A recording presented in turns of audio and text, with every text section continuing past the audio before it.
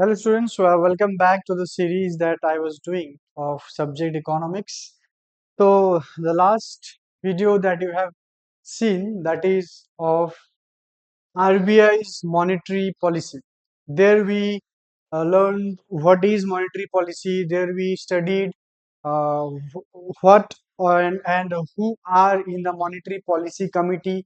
What are the powers that are vested with the RBI to prepare the monetary policy, and we have also know that RBI has the sole authority to do money supply, to control inflation in the economy.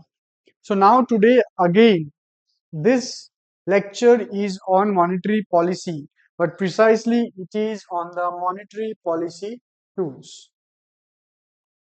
Now we will study what is monetary policy tool, okay, or monetary policy instruments. Monetary policy instruments. Now, these monetary policy instruments, they are also known as tool to control money supply. They are also known as tools to control inflation. All right. Now, basically, there are two type of tools. One is the quantitative instruments. Another one are the qualitative instruments. So quickly in this video, we will try to learn about this particular instruments. Now, quantitative instruments are known as the traditional methods of control, and qualitative instruments are the methods of selective methods of control. Now, in quantitative, the word quantitative is derived from the word quantity. It is the word quantity. Means it deals with numbers. It deals with numbers, or it will deal with interest or percentages. But qualitative instruments are generally the guidelines, qualitative guidelines, set of qualitative guidelines given by the RBI. Now, these guidelines, whether it is quantitative or qualitative, that is binding on all the commercial banks of India, whether it is the Indian commercial banks or whether any domestic commercial banks operating in India. Whether it is a private bank, whether it is a government bank, the directions, the guidelines given by the RBI is has to be mandatorily followed by each and every commercial banks in India. Now, what are these quantitative instruments? These quantitative instruments are the instruments of monetary policy that affect the overall supply of money or credit in the economy. Now, let me say if it is the economy, in economy, from where does the money will come? Money flows to the economy from the commercial banks. Now, how does commercial banks flow money into the economy? It is through the mode of loans, or known as credit. Loan and credit are the same thing, they are synonymous. All right. When from commercial banks, people, households, businesses take loan, more and more loan. That means the banks are supplying money into the economy. All right. So ultimately, if you control the loan giving or credit, that automatically controls the money supply in the economy. If simple, if interest rates are higher, if the interest rates of loans are higher, then people will be discouraged to take loan. That means money supply will be less, and eventually inflation will come under control. And again, if the case is opposite, if the case is the opposite, if the economy needs boost, if the economy needs a boost, that the production is low. Why the production will be low? Because the demand in the economy is low. Now, why the demand in the economy is low? Because the money people are having, it is insufficient to demand more. So what the banks will do? The banks will, or the RBI will give guideline that the banks shall drop their interest rate.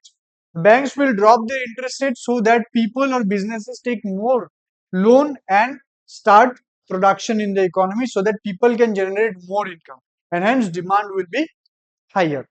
All right. So that is the whole funda of this monetary policy tools, the quantitative instruments. So, for example, let's understand the first one. That is the repo rate. It is very common. If you are in touch with current affairs, then you shall know this term repo rate. Every month or other, this repo rate wala news always flash in the newspaper. Now, suppose if any commercial banks, it needs short term funds, short term funds, then it can approach the Reserve Bank of India. Okay, the Reserve Bank of India will give money to the commercial banks, and in return, the commercial banks will keep their government securities, in short, GSECs or bonds, government securities or government bonds as a security, and in return, the Reserve Bank of India will also charge an interest. This interest is known as the repo rate. Now, how does RBI uses this repo rate for inflation control?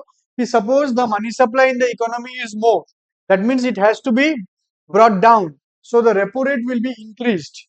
Hence, the cost of borrowing for the commercial bank will be more, and the commercial bank will take less loan, or the commercial bank will give loan to the public at a higher cost.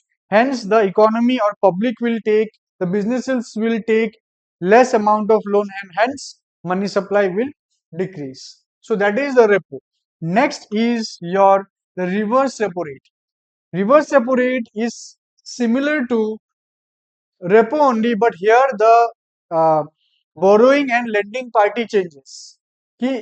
Where you have seen that in repo, commercial bank takes fund from RBI, but in case of reverse repo, the RBI takes fund from the commercial bank, and in return, the Reserve Bank of India gives interest to the commercial bank, and also Reserve Bank of India keep some government securities as mortgage. Now, when the reverse repo rate will increase, what will happen? We have to see when the reverse repo rate increases, that means the commercial bank will get more interest from the RBI if it gives money to the RBI. I repeat, if the reverse repo rate is increased, that means the commercial bank will get more interest if the commercial banks gives money to the RBI.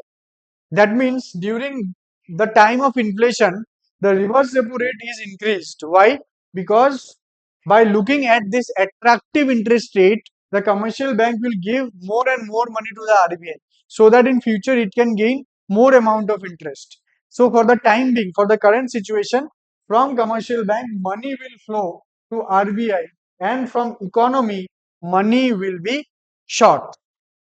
And hence, that's what we need during the time of inflation, that we have to bring down the inflation, and vice versa. If money has to be the money flow must be more in the economy, then what shall be done? It shall be that the reverse repo rate will decrease. All right. All right. Next, we will see bank rate. Bank rate, it is actually the interest rate. It is also interest. It is the interest rate where the Reserve Bank gives long-term loans to commercial banks, governments, so whether it is state government or central government. That long-term interest rate is known as bank rate. And in case of bank rate, no mortgage has to be given. Next comes the open market operation. Now let's understand what actually is GSECs, government securities. It's very simple. When the government needs money, it approaches RBI, or it may approach the public also. Government securities are financial instruments which are issued to borrow money from the public or institutions. Okay, these government securities, they have a maturity date. When the securities will be matured, the government will return the money back to the public or institutions. Next, this government securities has a characteristics that they are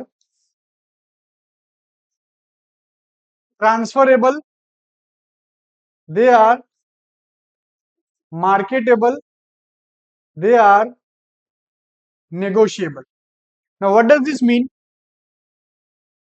When we say government securities are transferable, that means your government securities, you can transfer it to some other person. Transferable. What does this marketable means? This that government securities can be brought and purchased multiple times in the market.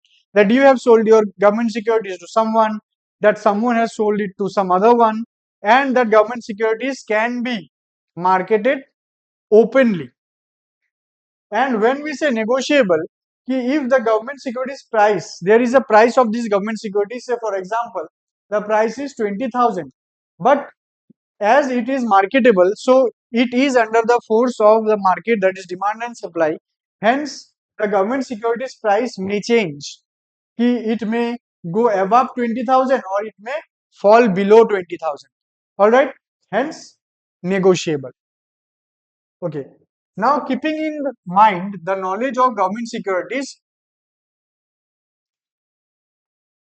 RBI, if RBI has government securities with itself, and commercial bank has also government securities with itself, in any past date it had purchased from the government. So what happens? When RBI thinks it shall uh, take the money from the commercial bank, RBI will sell the government securities to the commercial banks, and commercial banks will give money to the RBI.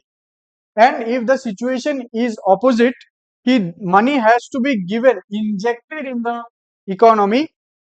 So the commercial bank or RBI will purchase the government securities from the commercial banks, and RBI will give money to the commercial bank. Hence, money supply will be more with the commercial bank, and the cost of borrowing will be less, and people will take more or more loan in lower interest rate. All right. So this function is known as open market operation. All right. So in this video, till this much we are discussing. In another part, I will bring rest of the instruments in the other video. So stay tuned, keep watching. Thank you.